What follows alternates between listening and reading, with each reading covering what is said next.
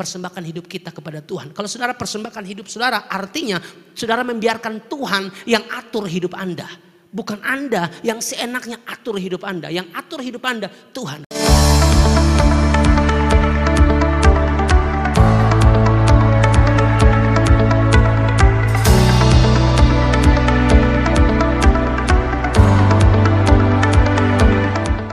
Cerita tentang orang-orang Majus dan tema dari KWI, Konferensi Wali Gereja Indonesia, dan juga PGI, Persekutuan Gereja-Gereja Indonesia, itu ada pada ayat 12 bagian B yang mengatakan begini, maka pulanglah mereka ke negerinya melalui jalan lain. Sebelum masuk pada bagian yang kita bahas ini dulu, saya sedikit menyampaikan kepada saudara supaya jangan plesetkan ayat ini, ya, jangan plesetkan ayat ini untuk hal-hal yang tidak sesuai konteks. Anda jangan pikir di sini ada kalimat maka pulanglah mereka ke negerinya melalui jalan lain. Lalu Anda berkata bahwa oh ada jalan keselamatan di luar Yesus. Saya mau katakan tidak ada jalan keselamatan di luar Yesus. Tadi malam tuh saya bicara tidak hanya di depan orang Kristen, tapi ada juga agama-agama lain, saudara. Dan saya ngomong itu keselamatan hanya ada di dalam Yesus. Saya tidak pusing mau undang lagi atau tidak, urusan mereka, urusan saya memberitakan bahwa Yesus satu-satunya jalan. Karena Yohanes 14 ayat 6 mengatakan begitu, saudara. Kata Yesus kepadanya, akulah jalan, kebenaran, dan hidup, saudara. Akulah jalan dan kebenaran dan hidup. Yesus jalan, artinya di luar Yesus tidak ada jalan keselamatan, saudara. Di dalam Yesus itu ada kebenaran, bahkan sumber kebenaran. Di luar Yesus tidak ada kebenaran. Di dalam Yesus ada kehidupan, artinya di luar Yesus itu kematian, saudara. Kehidupan kekal hanya ada di dalam Yesus waktu kita percaya kepadanya. Tidak ada seorang pun yang datang kepada Bapa kalau tidak melalui aku. Berarti jangan plesetkan ayat itu dan bilang jalan keselamatan itu tidak hanya melalui Yesus, ada jalan lain. Tidak, keselamatan hanya ada di dalam Yesus. Makanya di dalam Kisah 4 ayat 12 mengatakan dan keselamatan tidak ada dalam siapapun juga selain di dalam Dia, sebab di bawah kolong langit ini tidak ada nama lain yang diberikan kepada manusia yang olehnya kita dapat diselamatkan. Jadi ayat ini saudara-saudara sedang berbicara tentang orang-orang Majus. Sedang berbicara tentang orang-orang Majus, saudara-saudara, dari timur yang ingin berjumpa dengan Yesus, saudara-saudara. Ada satu proses yang panjang sampai pada akhirnya orang Majus itu, saudara-saudara, bisa berjumpa dengan Yesus. Ada sebuah perjalanan yang panjang, ada proses yang panjang baru mereka bisa berjumpa dengan Yesus. Belum lagi saudara-saudara, waktu mereka tanya tentang bayi Yesus, waktu mereka bertanya tentang keberadaan Yesus, mereka tanya dulu kepada siapa? Herodes. Saudara tahu, Herodes sangat jahat, saudara-saudara.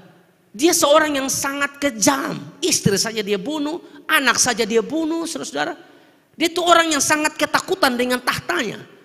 Dia selalu merasa ada orang yang mau merebut tahtanya, saudara-saudara. Sampai-sampai istrinya saja dia bunuh.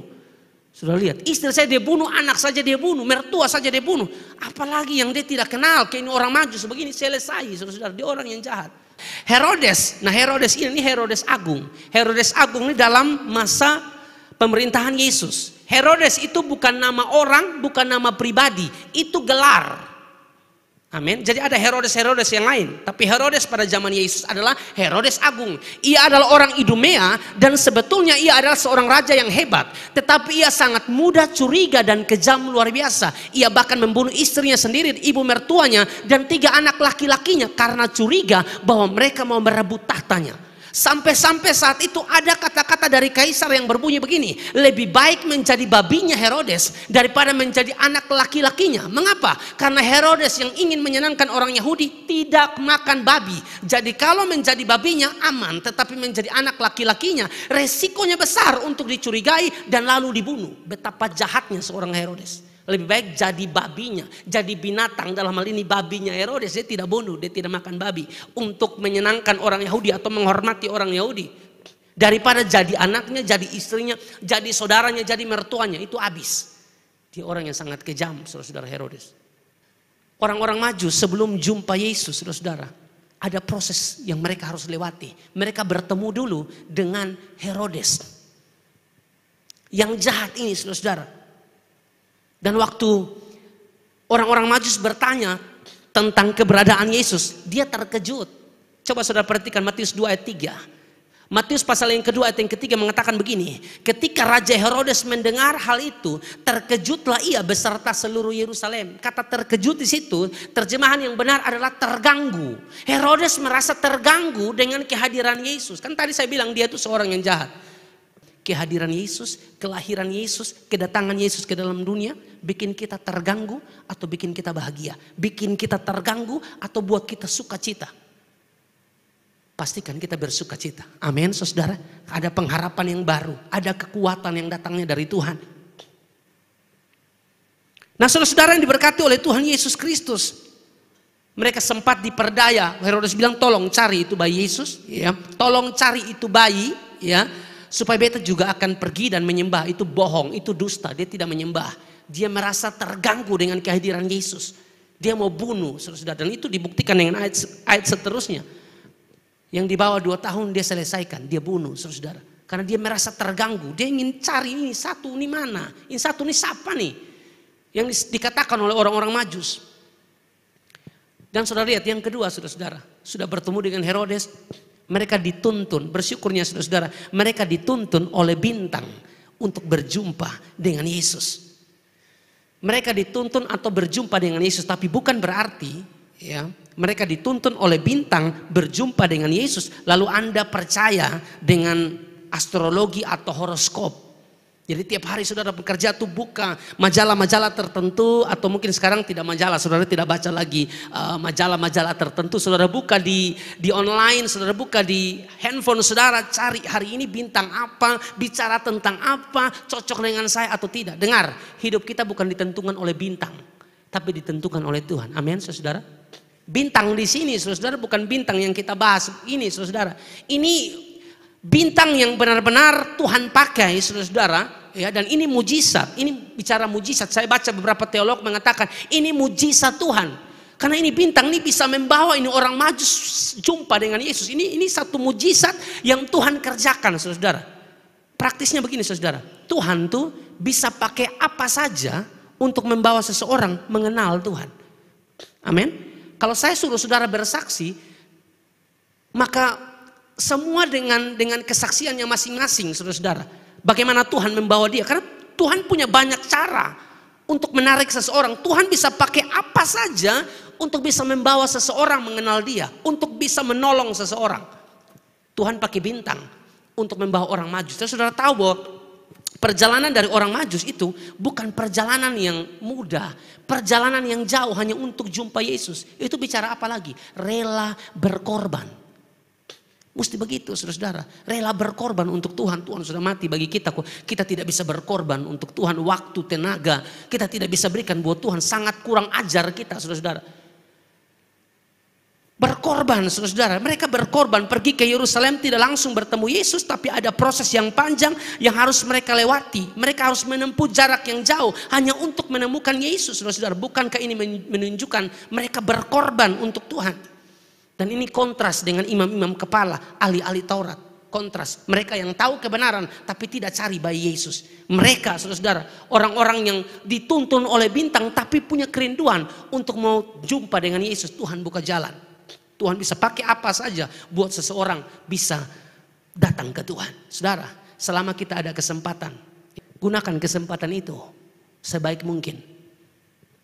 Yesaya 55 ayat 6 mengatakan begini, carilah Tuhan selama ia berkenan ditemui, berserulah kepadanya selama ia dekat. Cari Tuhan selama dia berkenan ditemui, berserulah kepadanya. Karena ada saat di mana, saudara, dia tidak mau ditemui. Selama masih ada kesempatan bagi kita, cari Tuhan, saudara. Seperti orang-orang Majus yang berikut, saudara. Setelah mereka dapatkan Yesus, mereka bertemu dengan Yesus, ya. Mereka menyembah Yesus dan memberikan yang terbaik untuk Yesus.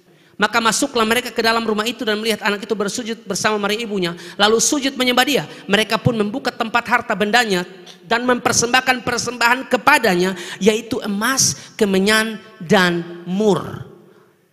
Emas, kemenyan, dan mur, saudara-saudara, ini bukan berarti orang-orang Majus itu 3 orang. Karena Alkitab tidak memberikan keterangan orang Majus itu ada 3 orang. Meskipun di gambar-gambar tertentu atau mungkin drama-drama Natal tertentu ada 3 orang.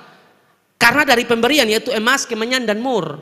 Tidak selalu begitu, saudara. Kita tidak tahu berapa orang yang jumpa Yesus waktu itu. Sama seperti kita, kalau ada teman kita yang meninggal, ya, atau orang tuanya meninggal, kita kirim krans bunga. Krans bunga itu cuma satu, lalu kita tulis keluarga besar Amazing Youth and Teens. Atas nama banyak orang, tapi cuma satu kransnya. Sama juga seperti ini. Pemberian mereka 3, tapi bukan berarti ada 3 orang, belum tentu, dan tidak ada data di situ yang menerangkan 3 orang. Tapi itu sedang berbicara tentang pemberian terbaik yang mereka berikan bagi Tuhan, saudara. Saya mau katakan kepada saudara, kita yang Tuhan mau mempersembahkan hidup kita seutuhnya yang terbaik buat Tuhan. Amin, saudara. Persembahkan hidup kita kepada Tuhan. Yesus tidak butuh uang kita. Dia tidak butuh jabatan kita, saudara. Dia butuh hidup kita yang dipersembahkan bagi dia. Makanya Roma 12 ayat 1 mengatakan begini.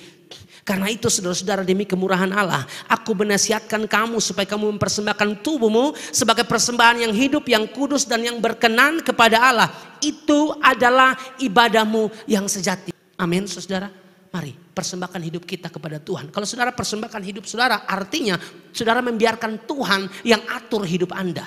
Bukan Anda yang seenaknya atur hidup Anda. Yang atur hidup Anda Tuhan. Dia Tuhan yang telah mati bagi kita dan menyelamatkan setiap kita. Amin, saudara. Kita punya Tuhan yang besar. Kita punya Tuhan yang luar biasa. Dan yang terakhir, saudara-saudara, setelah mereka jumpa Yesus, ada penyertaan Tuhan yang luar biasa bagi mereka. Di ayat 12 itu kan dikatakan, dan karena diperingatkan dalam mimpi supaya jangan kembali kepada Herodes, maka pulanglah mereka ke negerinya melalui jalan lain. Tuhan tolong mereka, saudara-saudara. Seandainya mereka pulang melalui jalan yang tadi, saudara-saudara, maka habis mereka, hancur mereka, selesai mereka dibunuh. Oleh siapa? Oleh Herodes. Tapi Tuhan memperingatkan mereka dalam mimpi, jangan pulang kembali lewat situ. Pulang lewat jalan lain. Kalau lewat situ, itu pasti bahaya. Saudara, kalau kita dekat dengan Tuhan, saudara-saudara, percayalah kita dituntun oleh Tuhan. Amin, saudara. Kita dituntun oleh Tuhan. Di sana ada bahaya. Kalau kita dekat dengan Tuhan, Tuhan tidak bawa kita ke bahaya di sini. Tuhan bilang kita pergi ke jalan lain. Lewat jalan lain, jangan ke situ, bahaya. Tapi itu kalau kita dekat Tuhan, jumpa Tuhan. Memberi diri kita kepada Tuhan, saudara-saudara. Percayalah, saudara-saudara, bersama dengan Tuhan. Tuhan menolong setiap kita. Ending dari orang Majus ini, ya, Tuhan bawa mereka pulang lewat jalan lain, bukan lewat jalan yang tadi. Karena kalau lewat jalan tadi pasti mati. Lewat jalan yang lain, itu cerita daripada orang-orang Majus. Yang percaya bahwa Tuhan pemilik hidup kita, bisa angkat tangan bersama-sama. Yang percaya Tuhan yang menulis cerita hidup kita, bisa angkat tangan sama-sama. Amin. Jangan takut, saudara. Tuhan siapkan yang terbaik buat saya dan saudara. God is in the story. Allah ada dalam cerita hidup kita. Kalau kita percaya God is in the story, maka your story for God's glory, ceritamu pasti memuliakan Tuhan. Amin, saudara. Berikan tepuk tangan yang meriah buat Tuhan. Tuhan ajaib, Tuhan dahsyat.